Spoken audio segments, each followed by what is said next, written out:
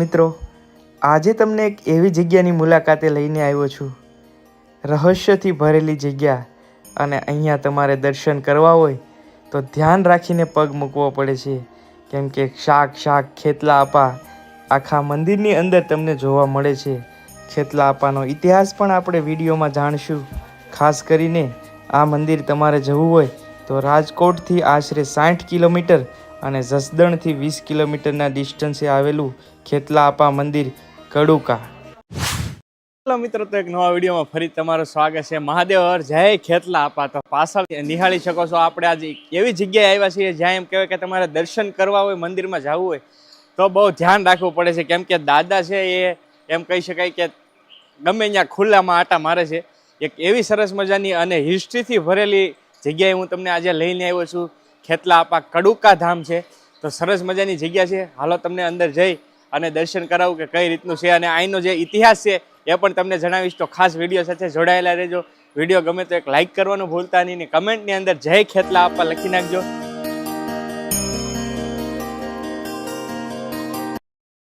આ મંદિર છે, તમે જોઈ શકો છો. દાદાશ્રી બહાર નીકળી ગયા તો ભાઈ, તો આમાં કાંઈ કહેવાય નહીં ભાઈ. એટલે આ મંદિર એટલું ઓલું છે કે તમને નરી આંખે તમે જોવો ને તો તમને આઈડિયા આવે. દાદાશ્રી મંદિરની બહાર વી જો ભાઈ, હા મંદિર છે, એટલે આમાં ધ્યાન રાખવું પડે ભાઈ, પગ મૂકતાયથી. આ છે ખેતલા આપાનું મંદિર, તમે દર્શન કરી શકો છો. સરસ મજાનું મંદિર છે. અને હવે હું તમને અહીંયા એમ કહી શકાય કે ધ્યાન રાખવું પડે. મેં તમને પહેલાં પણ કીધું કે ભાઈ પગ મૂકવો હોય તો ધ્યાન રાખવું પડે, કેમ કે જ્યાં હોય ત્યાં તમે જોઈ શકો છો.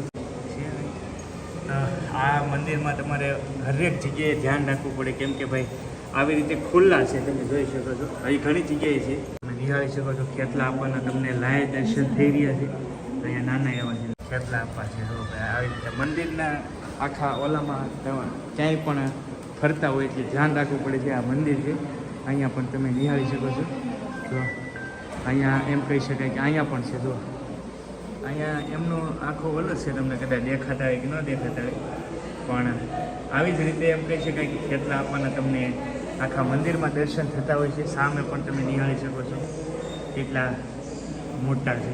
તો બહુ હિસ્ટ્રીવાળું મંદિર છે ભાઈ, અવશ્ય વિઝિટ કરજો આ મંદિરે. અહીંયા તમે નિહાળી શકો છો, કેટલા સરસ મજાના નાના એવા છે.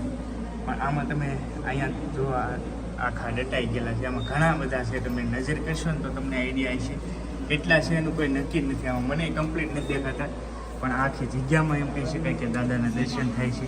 જોઈ શકો છો આમાં શું છે, રસ્તામાં આવી જાય છે તો ભાઈ અહીંયા સ્પેશિયલ તમે જોઈ શકો જો ભાઈ સ્પેશિયલ લઈને હાથમાં લઈ લીધા છે દાદાને. તમે જોઈ શકો છો ખેતલા આપવાને શાક, કેમ કે આમાં રસ્તામાં બધા ક્યાંય પગ કોઈને ન આવી જાય એ રીતે ભાઈ સ્પેશિયલ દાદાને હાથમાં લઈ લીધા છે ને હવે મૂકવા જાય છે અંદર. આ રીતનું છે. તો ભાઈ જો પછી હવે આમાં છે ને અહીંયા મૂકી દઈશું, કેમ કે આમાંથી નીકળી જાય એવું થાય.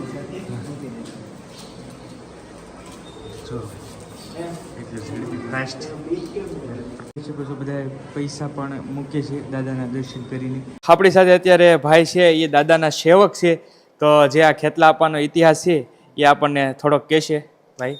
હવે આ જે ખેતલા બાપા છે ને એ આપણે બધા દેવીઓના આગેવાન છે. હા, ભોળાનાથ ના ગણ છે. ભોળાનાથે કીધું બધા માતાજીઓને સોડાય એવો, એટલે આ ઘણા સમય પહેલા માતાજીઓને બધાને સોડાવ્યા ખેતલા બાપા. કોઈ પણ ની કુળદેવી હોય ને એને આરે ખેતલા બાપાનું ખોળું હોય જ, બરોબર. કોઈ પણ વ્યક્તિ હોય એના કુળદેવી આરે ખેતલા બાપાનું ખોળું હોય, એટલે એને આપણે બધા દેવીઓ એમ કીધું છે કે અમને સોડાય એવા ખેતલા બાપા, એટલે અમે એની હારે બેસીશું. એટલે કોઈ પણ ની કુળદેવી હોય આપણે ગમે એ વરણમાં, એમાં કુળદેવ આરે ખેતલા બાપાનું ફળું હોય. અને રાવણદેવ એને 2 દાંડી મારે, પેલા ખેતલા બાપા આવે પછી દેવ ઉગે. અને નાગપાશમનું મોટું માધ્યમ છે ખેતલા બાપાનું. આ કડુકાની માલિકો મેળો ભરાય, ક્યાંય માણસો આવે, બહુ ઉત્સવ મોટો થાય. અને કાયમ માટે હરિહર ચાલુ 21 વર્ષ થયા, 21 વર્ષથી હરિહર ચાલુ છે અહીંયા. અને અહીંયા અમારા કુટુંબની 350 ઘર છે, એની કમિટી છે. એમાં કમિટીમાં હું છું. પછી હરિહર 21 વર્ષ પહેલા ચાલુ કર્યું સા પાણી. હરિ પર કોઈ માણસ આવે એને હરિહર સા પાણી ચાલુ છે અત્યારે ખેતલા દાદાને 21 વર્ષથી છે. ખાસ કરીને અહીંયા જે એમ કહી શકાય કે દાદા તમે બધે આટા મારે છે, તો એ કોઈને કરડી જાય કે એવું કરે નહીં. દેવ છે, બધા દેવના આગેવાન છે. એ પ્રગટ જેનો 5 છત હોય, આપણે આ સીમમાં જે રખડે ને એ દાદા હા બરાબર. આ દાદા ક્યાં છે દેવરૂપી છે. દેવરૂપી. એને હવન થાય અખંડ દીવો જો ચાલુ ઘી હા બરાબર. આ મને સાંભળે મારા આજ 65 વર્ષ થયા મને સાંભળે તે દીનો અખંડ દીવો દેવ શરૂ છે બરાબર. એની પહેલા કેટલો ટાઈમ હોય એ તો ખ્યાલ નથી પણ મને 65 વર્ષ થયા 65 વર્ષથી અખંડ દીવો ઘીનો ચાલુ હાચો ઘીનો આ દાદાને હવન સિવાય કોઈ ખાતા પીતા નથી છે બરાબર. આ દાદા છે ને દેવ છે દેવરૂપ દેવ બરાબર. જે બીજા આ સીમમાં જે જનાવર રખડે એને બીવું પડે આના જ બીવાનું એમાં બહાર આમાં ફરતા હોય ફરવા દઈને પછી અમે હાથમાં લઈને અંદર મૂકી દઈએ આ ભાઈએ લઈ લે લઈ લે તો બાપાના હાથમાં લઈ વિડીયોમાં જોયું જ છે, લીધું છે ભાઈએ લીધું છે. લીધા હતા હા હા એટલે આ જે સત્ય ઘટના સત્ય ઘટના સાચી વાત છે. આ સત્ય વસ્તુ સિવાય એક વાત નહીં સત્ય ઘટના છે બરાબર.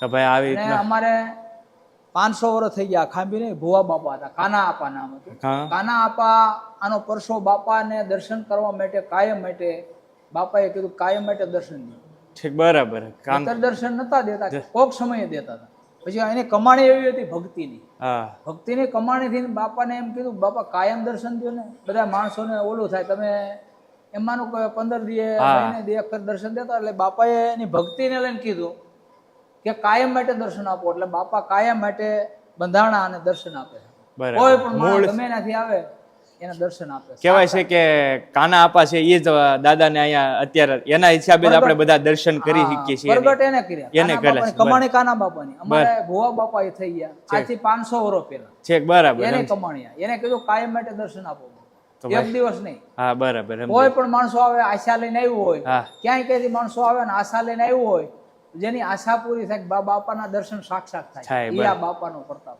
અહીંયા બાપા દર્શને જે માણસ આવે એના સંતાનો કાંઈ હોય નહીં પછી આ બાપાને એ આરદા કરે કે બાપા અમારે આજ 5-10 વર્ષ થઈ ગયા એવા દાખલા છે કોઈ સંતાન નથી બાપા અમારી આશા પૂરી કરો ને તો એનું મન જે અડગ હોય ને અને બાપા ઉપર વિશ્વાસ રાખે ને દીકરા દીધા જો આ એના સંતાનના પોટા બધા એના સત્ય ઘટના દીકરા આપ્યા એની શ્રદ્ધા જેની હોય છે નથી અમારી આ ગામની માલિકોર તો 15 વર્ષનો દાખલો છે આયરભાઈ એક અહીંયા રે હેરભા આંખના એને 15 વર્ષે બાપાએ દીકરા દીધા અત્યારે 2 દીકરા છે હાલમાં દીકરાના લગ્ન થઈ ગયા એવા ક્યાંયથી માણસો આવે છે આશા લઈ અને એના બાપાએ સંતાન આપેલા આ સત્ય ઘટના અત્યારે કળજુગની માલિકોર સત્ય ઘટના સાચી વાત. અહીંયા બાપાની જે શ્રદ્ધા હોય ને એટલે કામ થાય કોઈ પણ કામ હોય એને દુઃખ હોય અને અહીંયા આવે બાપાને ધા નાખે એટલે બાપાએ બહુ કામ કર્યા આ બધા દેવીઓના આગેવાન છે અને એવાય દાખલા છે જેને જેને આંટી હોય ને સારું ન થતું હોય દેવની આંટી હોય ને સારું ન થતું હોય બાપા પાસે અરદા કરે કે બાપા અમારું પાધરું કરો એટલે બાપા એના જે કુળદેવી હોય ને કે માતાજી સારું કરો ને એટલે એની આંટી ઉખડી જાય ને એને સારું થાય આવા પ્રસા અનેક છે. આવી રીતનો કાંઈક સરસ મજાનો એમ કહેવાય છે ખેતલા આપાનો ઇતિહાસ છે. અવશ્ય તમે વિઝિટ કરજો બધા આ જગ્યાએ આવજો. બહુ સરસ મજાની જગ્યા છે. સરસ મજાએ આપણને સેવક કે એમ કહેવાય કે ખેતલા આપાના જે સેવક છે એમને ઇતિહાસ કીધો તો આ રીતનો કાંઈક આ મંદિરનો ઇતિહાસ છે. એવી રીતે આપણને એમ કહી શકાય કે દાદાએ કીધું એવો સરસ મજાનો હિસ્ટ્રીથી ભરેલો આખું મંદિર છે. તમે દરેક મનોકામના પૂર્ણ જે પણ તમે મનોકામના માગો એ અહીંયા આવે એટલે દાદા છે એ પૂર્ણ કરે છે. આવો સરસ મજાનો હિસ્ટ્રીવાળું મંદિરના દર્શન આજે કર્યા બહુ આનંદ થયો અને ખાસ કરીને હવે અહીંયા સરસ મજાની 21 વર્ષથી દાદાએ કીધું એમ કે ભોજનાલય શરૂ છે તો પ્રસાદી પણ થોડીક લઈ લઈશું આપણે અને આવો કાંઈક સરસ મજાનો મંદિરનો ઇતિહાસ છે. તો હું તો ખાસ કહીશ કે તમે એકવાર અવશ્ય મુલાકાત કરજો. મેં એડ્રેસ તો તમને વિડીયોની શરૂઆતમાં જ આપી દીધું છે. તો આ છે ને આખી ભોજનશાળા છે. જો કે શરૂઆતમાં તમે જોયું એ રીતે પહેલાં બધા ભોજન તો લેતા હતા.